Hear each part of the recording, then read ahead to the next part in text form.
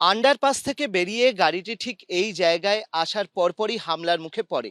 এবং আশপাশের বাড়ির যারা লোকজন রয়েছেন তাদের বক্তব্য যে ৯টা নাগাদ তারা একটা আওয়াজ পান এবং সেটা হচ্ছে পটকা ফাটার মতো তারা একটা আওয়াজ পান, কিন্তু ভয়েতে তারা বেরোননি। পরবর্তী সময়ে আনিসুর রহমানের কোনো এক আত্মীয় তিনি এসে এখানে যখন কান্নাকাটি করছিলেন সেই আওয়াজ শুনে তারা বাইরে আসেন এবং তখন দেখেন যে আবু সুফিয়ান,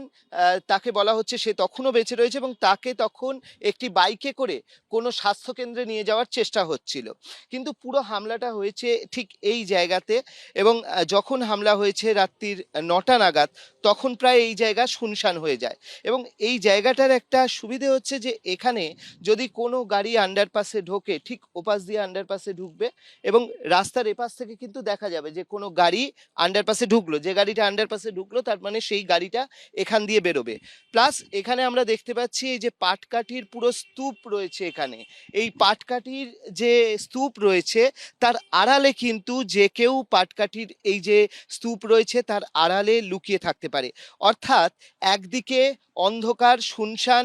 এখানে অধিকাংশ মানুষজন ঘরে ঢুকে গিয়েছেন, এখানে পাটকাঠি রাখা রয়েছে, এই পুরো জায়গাটা কিন্তু একটা পরিকল্পনা মাফিক বেছে নেওয়া হয়েছিল, এমনটাই মনে করছেন তদন্তকারীরা।